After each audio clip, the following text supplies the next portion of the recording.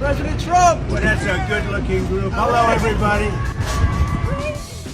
Now, it's time for some sanity. It's the Michele Tafoya Podcast.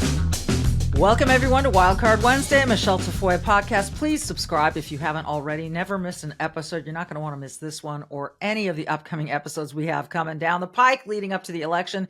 So subscribe, leave us a comment, whatever it may be, review. We'd love to have you on board. Thank you for that. This is Wildcard Wednesday. That means we dig into all these various stories. And of course, we're 13 days out now, I think, from the election, from election day. So we're going to talk a lot about that. We're going to start with Kamala Harris and an interview she did yesterday. She was off the trail. She did an interview with, I think, Univision and then one with NBC. And this one on NBC, and I will credit the reporter who pressed her on this issue of, why is she on the ticket and not Joe Biden? And did she ever see Joe Biden in a weakened mental state, basically, like we all saw at the debate, which that debate moment, everyone remembers, was the pivotal moment that changed everything in this election when Pelosi and Obama and everyone decided we can't have Joe Biden running. He's going to lose. We got to make a change. So this, again, comes from 24 hours ago, Tuesday. So let's listen to this question and answer with Kamala Harris that is quite revealing. Go ahead and roll it, John. Number 10. I know that Joe Biden is not on the ballot. I understand that. But the reason that you are at the top of the ticket is because he dropped out of this race. And it was largely because of that debate performance back in June. You defended him in the days before and in the days after as you were campaigning for another 4 years for President Biden. Can you say that you were honest with the American people about what you saw in those moments with President Biden as you were with him again and again, repeatedly in that time? Of course. Joe Biden is an extremely accomplished, experienced, and capable in every way that anyone would want if they're president. It was a bad debate. People have bad debates. He is absolutely. But that's the reason why you're here, and he's not running for the top of the ticket. Well, you'd have to ask him if that's the only reason why. What do you think? I am running for president of the United States. Joe Biden is not. And my presidency will be about bringing a new generation of leadership to America that is focused on the work that we need to do to invest in the ambitions and aspirations of the American people. Oh, Lordy. You'd have to ask Joe Biden about why he's not on the ballot. Really? Really? That's stunning. That's just stunning. I mean, it's so revealing. We all know why Joe Biden is not on the ballot. And it's not because he is a capable man. If he were, he'd still be on the ballot.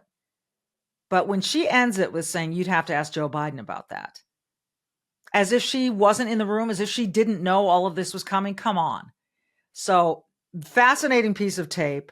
And for people who, again, feel like this coronation was wrong, I think you just heard you have another arrow in your quiver on that argument. This thing is so weird. Yesterday also, while she was off the campaign trail, former President Trump was not. He was on the trail, and he had a roundtable with Latino business leaders. And there was one gentleman, Eduardo Verástegui, at the Latinos for Trump event in Florida, who, wow, he made a statement, and it didn't just point the finger at Kamala Harris. This goes back at many Democrats.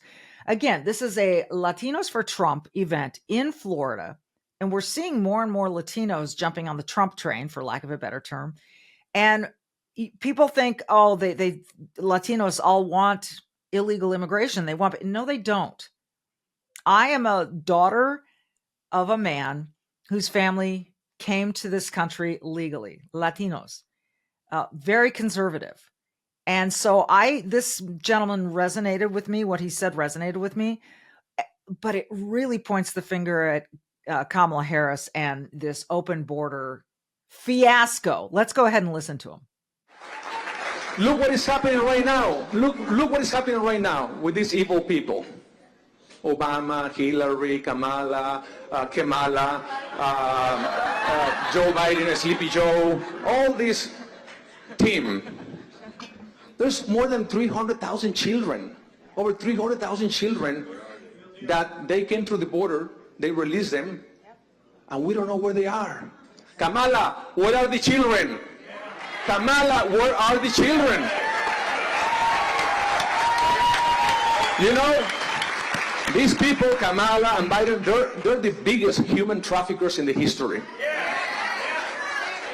And everyone knows that.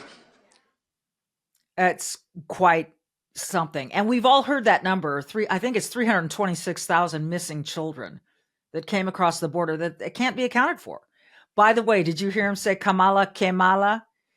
In case that got over your head, and don't, I'm not saying that it's over your head. Kamala means how bad. In Spanish, it means, oh, how bad. Kamala. So engaging man, but that is so true. And we're hearing more and more about how sex trafficking and how I saw a report yesterday on how easy it is to order up. I just hate this thought. Order up someone for sex, and that they can be at your door within 15 minutes.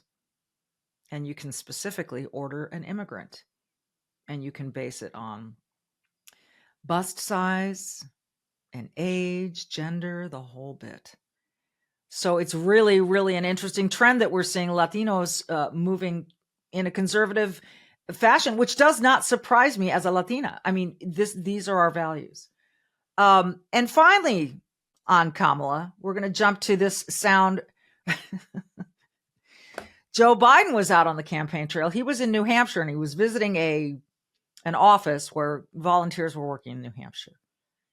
And he had one of these slips of the tongue. Now, if such a slip of the tongue had come from Trump, it would be skewered and barbecued from today until eternity. But it came from Joe Biden, so everyone's going to forgive him for this. But it is really telling. I remember when Joe Biden, running for president, said they're going to put you all back in chains. Do you remember that? I was so grossed out when he said that. I was like, who are you?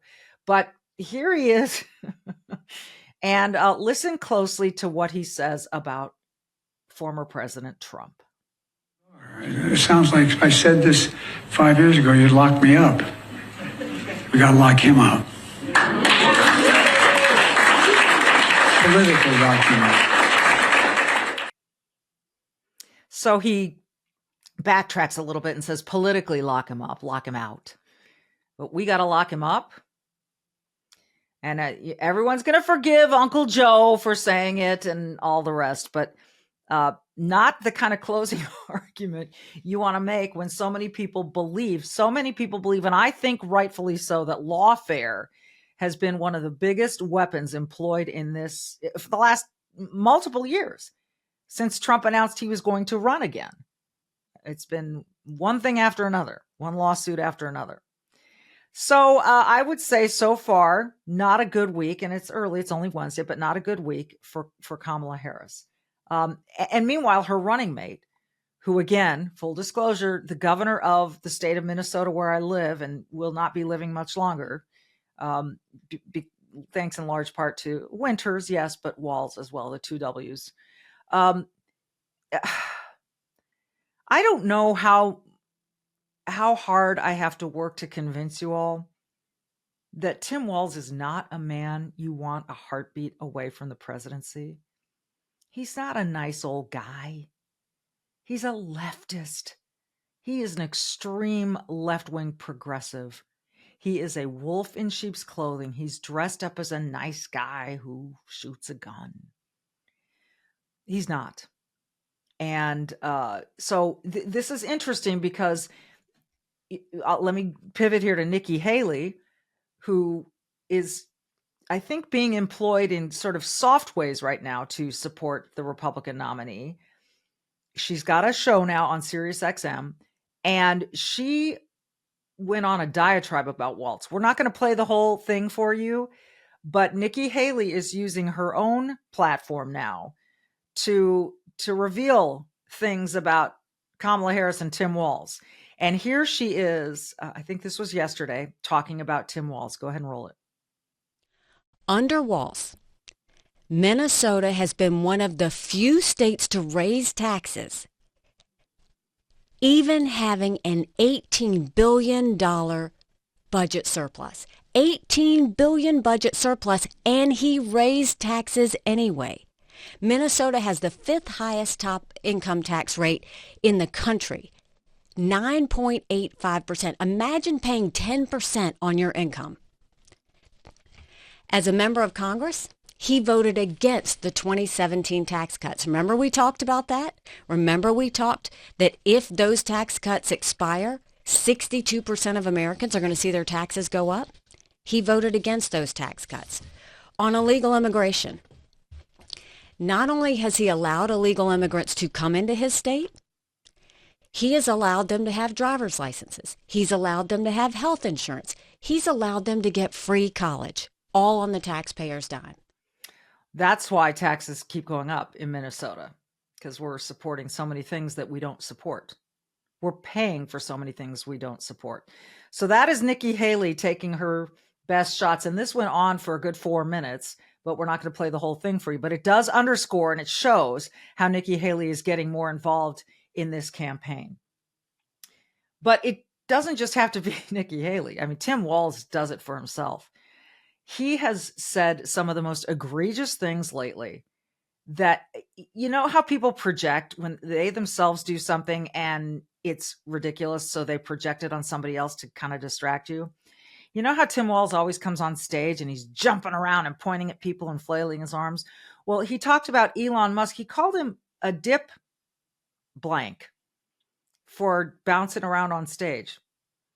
And then he pointed at Elon Musk's wealth and trying to buy an election. Please understand, Tim Walz is getting a ton of money from George Soros and his son. And they are not pro-American ideal people. So keep that in mind.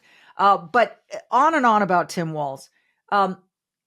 There's a Minnesota educator named Brian Lozensky that Tim Walz appointed to be part of this ethnic studies development. See, they're no longer calling it critical race theory or anything that would kind of attract your attention to go, whoa. They're calling it ethnic studies. Now, here's the guy he appointed. We're going to roll some of this. This is the educator that Tim Walz appointed to help implement an ethnic studies program into Minnesota public schools. Go ahead. The first tenet of critical race theory is that the United States as constructed is irreversibly racist. So if the nation state as constructed is irreversibly racist, then it must be done with. It must be overthrown, right? And so we can't be like, oh no, critical race theory is just about telling our stories and divert. It's not about that. It's about overthrow. It's insurgent. And we need to be, I think, more honest with that. And it's funny that they don't understand critical race theory, but they actually tell some truth when they're like, yeah, it is anti-state. You can't be a critical race theorist and be pro-US. Okay, it is an anti-state theory that says the United States needs to be deconstructed, period, right? Like that's, and so I think it's an interesting argument there, and that's why I'm a critical race theorist. But there we go. That's why I'm a critical race theorist. He wants to overthrow the United States of America, deconstruct it. We are irredeemably racist, folks. That's what he says.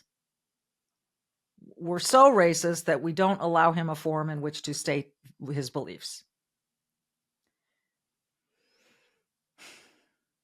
You do not want Tim Walz anywhere near the White House. In fact, I think if he comes back to Minnesota, his future in politics is, I hope, diminished finally.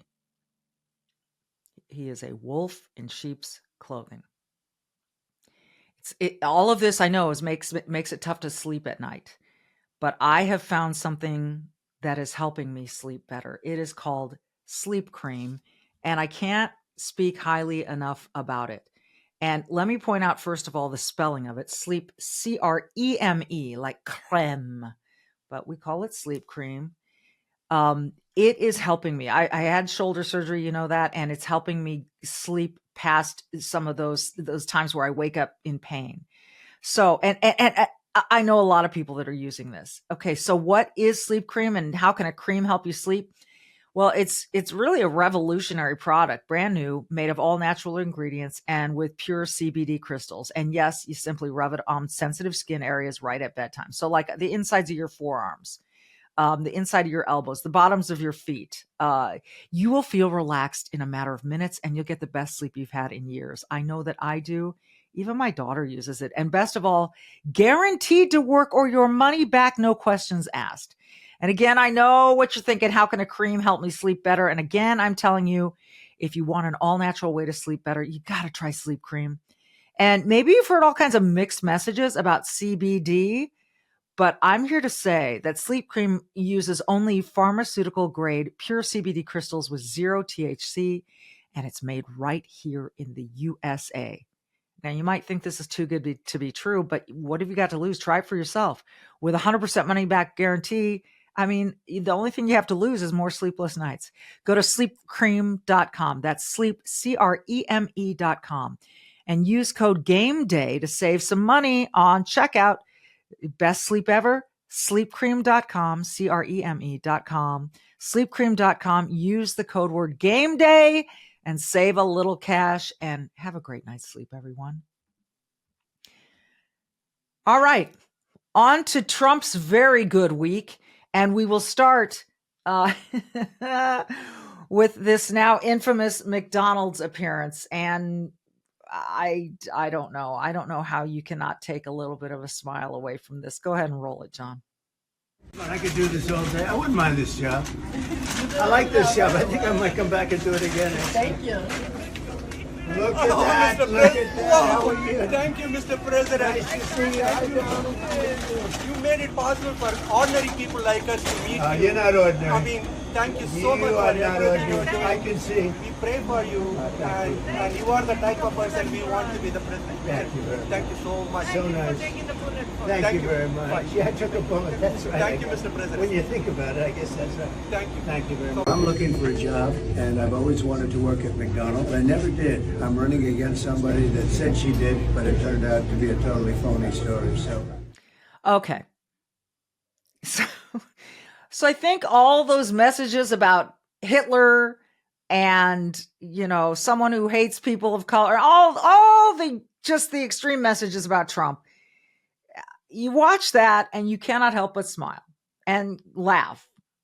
You know, not touched by the human hand. I got a kick out of this. Obviously, he was doing it to troll Kamala Harris and her claim that she once worked for McDonald's. Now, whether or not that's true is he jumped on a great talking point of hers and used it to his advantage. And that's what we call retail politics. And that's what we just call politics in general, where you find opportunities to connect. And not only did he connect with the employees there, but the people coming through the drive-through. And I think everyone who saw it, this is going to be an iconic moment in this election, whether he wins or loses. I just found it. See, what people are pointing out is now that's joy. That's fun. There's not a lot of joy and fun on the other side anymore, right? All that joy is gone. It's evaporated. And that was fun. Now, AOC came out and criticized it and said, he disrespects you. He's never worked a day in his life. Really? Half the Manhattan skyline.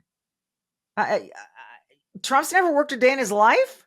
Oh, she's another example of a leftist. But I think this is so interesting. And people are now finally less afraid to speak out in favor of Trump, like saying, I am going to vote for this guy.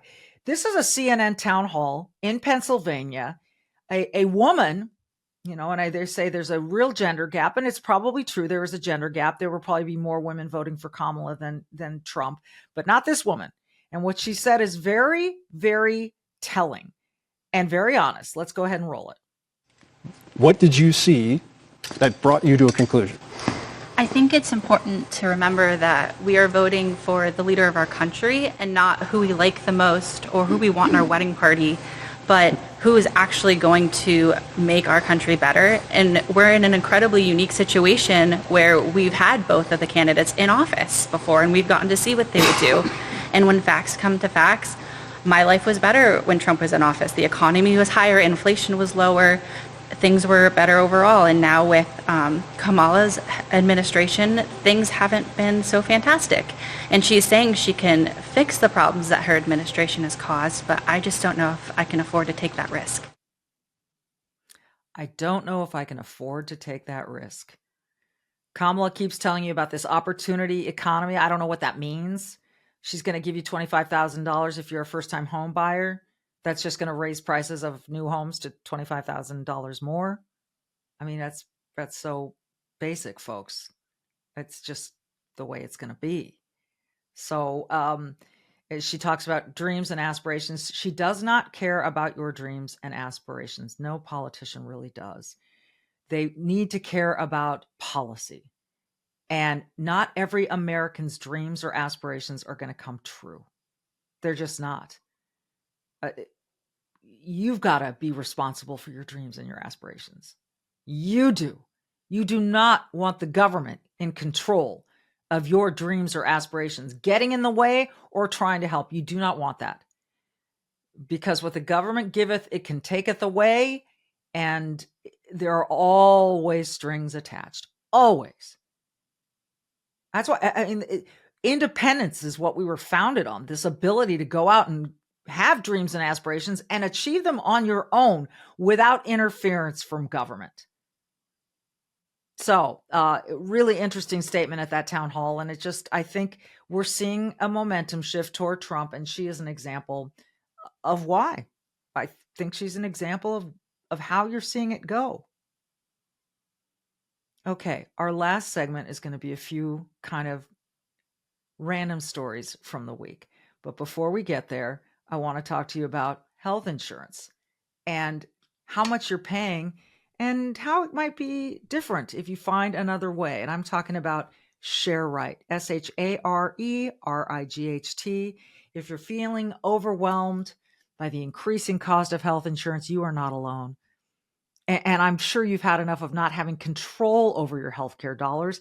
Well, here's ShareRight, healthcare done the right way. At ShareRight, you're not just a number, you're part of a caring community. And forget about paying excessive premiums. With ShareRight, you stand to save 30 to 50% compared to health insurance. Think about what you could do with all those savings. But beyond just the savings, ShareRight ensures you have access to the care you deserve right when you need it, from routine checkups to unexpected emergencies. With ShareRight, your healthcare is their top priority. Empower yourself today. Take control of your healthcare costs. Visit shareright.org/Tafoya, Tafoya, to learn more and see how much you can save. Visit shareright.org/Tafoya. That's ShareRight.org/Tafoya, Tafoya, for healthcare done the right way. All right, so let's finish up with a few lighter stories, but they are fun. And the last one I'm going to tease here is Elon Musk, and it's freaking hilarious, but it's also very telling. You want to stay tuned for this. But let me start with my friend Jennifer Say, former president of Levi's. She now is the founder and CEO of XXXY Athletic Gear and Apparel. And by the way, she was on Gutfeld last night for the first time. I was really happy to see it. She and I and a number of us are fighting to keep women's sports for women. The UN, of all places, came out with a report in the last 24 hours that 900 medals and or prize money prizes were taken away from women in favor of biological men who are competing as women. This is so wrong on every level, and it's so on its face, it's wrong. You know it is. Again, I will ask this question. Does a biological man ever get his period? No. And so let's just start right there. I don't care if you've taken puberty blockers. I don't care if you've had some sort of surgery. You are born a male. You are a male. You can identify as a woman. I don't care what you identify as, but stay out of women's sports because they are designed for women. They are there to protect women and women's spaces. And this is, I just can't believe we're still talking about this, but we are. Well, Jennifer Say of XXXY Athletics put out a spot. She's been calling out Nike and saying, you know, there was an ad from years ago where let me play. Nike it was all about girls having the opportunity to play in women's sports, but now Nike is supporting transgender women competing against biological women. And Jennifer Say is calling them out. And she did a redo on this Let Me Play ad that was very famous for Nike years ago. Here's her redo. It's powerful. If you let me play. If you let me play, I could get my teeth knocked out. Be far more likely to be seriously injured. If you let me play. If you let me play. Against boys. I'll see that my voice. My dreams. Matters less than boys. If you let me play, I won't feel safe in the locker room. Or on the field. I'll learn. That I need to silence myself. Or be called a bigot. If you let me play against boys, I'll discover that fairness doesn't matter. That women are worth less than men. If you let me play. Against boys. Against boys. Against boys.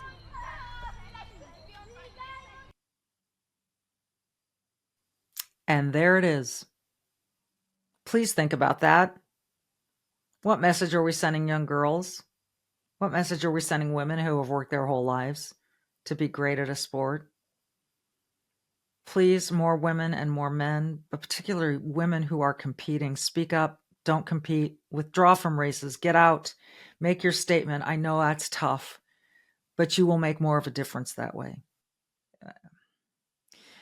This one, I'm sorry, it gets me passionate. But speaking of sports, some history was made last night in the NBA as LeBron James and his son, Bronny James, became the first father and son duo to take the court for the same team, I think at the same time ever. So it was historic. I covered LeBron James from the time he was a kid. He was a kid. So when you see his mom on TV and you go, wow, she's young, she is, because she was a kid when she had her kid. But now LeBron James is one of the faces of the NBA and always will be, one of the greatest players we've ever seen. And his son, Bronny, who is not going to have the same kind of career, but at least they're playing for the Lakers together, and they got that opportunity. It made history. Here's the post-game interview from after that moment. You know, for me, I lost a lot of time because of this league and committing to this league. Being on the road at times, missing a lot of his things, Bryce's things, Zuri's things. So to be able to have this moment where I'm working still and I can work alongside my son, it's one of the greatest gifts I've ever got from the man above, and I'm going to take full advantage of it. So I think it's interesting because he cites the man above, meaning a gift from God. And you know, in athletics, sometimes those guys are called Bible thumpers. And it doesn't bother me anymore at all. I appreciate it. I don't think anyone has to say it or wear it on their sleeve, but when they do, it doesn't bother me.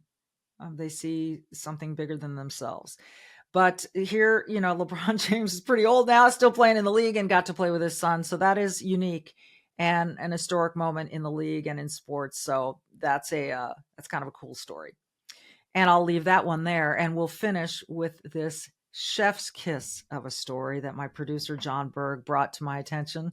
I'm laughing ahead of time because I've heard it so many times, but Elon Musk was in front of an audience and he was talking about government overregulation. You're going to hear him tell this story. And remember that Elon Musk kind of has a stutter, a little bit of a speech impediment because he has Asperger's. But just listen to this and remember that your taxpayer dollars pay government employees to regulate and overregulate some more, as this next story, as told in the way that only Elon Musk can tell it. Here we go, Elon. Let's listen. SpaceX had to do the study to see if Starship would hit a shark. And I'm like, it's a big ocean, you know. There's a lot of sharks. It's not impossible, but it's very unlikely. And said, well, you have to, you know, this is, I think, from National Marine Fisheries, one of the, you know, NIMF it's called. You know, they were like, well, you have to do the study on whether you're going to hit a shark. We're like, what? And then we said, okay, fine, we'll do the analysis. And then, well, can you give us the shark data? They're like, no, we can't give you the shark data. We're like, okay, well, then we're in a bit of a quandary. how do we solve this this shark probability issue? And they said, well, we could give it to our Western division, but we don't trust them.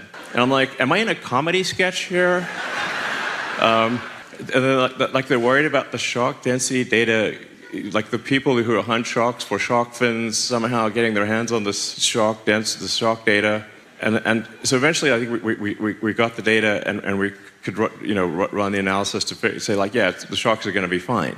But they wouldn't let us proceed with launch until we did this crazy shark data. And then we thought, okay, now we're done. And they said, but what about whales? I'm like...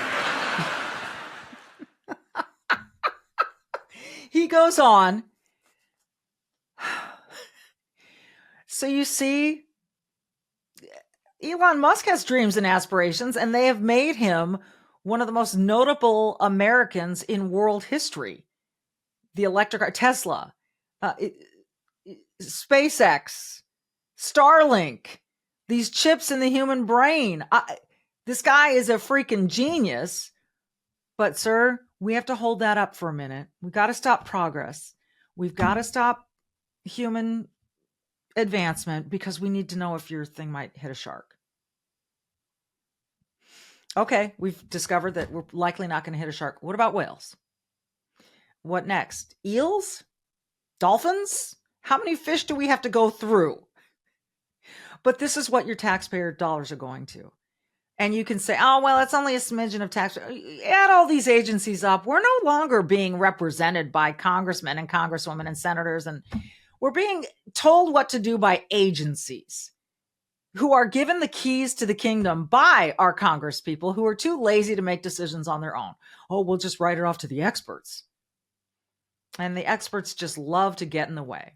It's like the security guards, not all of them, but in some places you go to an event and the security guard is suddenly feeling very powerful. And so let me see your pass. And they treat you all roughly. And anyway, I love that bit from Elon Musk. Just some great stories today. I love Wildcard Wednesday. This is only our second one, but we're going on and on. Every Wednesday is just going to be a smattering of wildcard stories that we think are worth delving into. And we hope you enjoyed it too. In the meantime, you'll want to join us tomorrow. We have a great guest tomorrow, Julie Hamill. Really interesting story. A Californian, lifelong Democrat. Is she going to vote Democrat this year? She's a woman. Is she going to vote for Kamala? You got to tune in to find out and hear her story. It's amazing. Okay, so Julie Hamill tomorrow. In the meantime, folks, as I always say, be brave. Have some courage today. Just a tiny little step in the courageous direction and do good. Smile at someone. Say hello to someone. Call them by their first name. I don't know. Write a thank you note. And we'll see you tomorrow. Here, now we're done. And they said, but what about whales? I'm like, when you look at a picture of the Pacific, what percentage of the surface area of the Pacific do you see as whale? Because I look at a picture, I don't see any, it's like, where's a whale? And honestly, if the ship did hit a whale, it's like, honestly, that whale had it coming, because it's like the odds are so low. It's like Final Destination, the whale edition. It's like fate had it in for that whale, and so we have to do the whale analysis. And it's like, okay, yeah, the whales will be fine too, It goes on. And then there's like, well, what if the rocket goes underwater, then explodes, and then the whales have hearing damage? Like, this is real. This is actually, and we're like, look, if we could make a rocket go underwater and be a submarine, that would be like a feat of physics we could not accomplish, okay? This is not how it works. So anyway, just one like crazy thing after another, where, so this is why I'm really feeling the pain of the overregulation.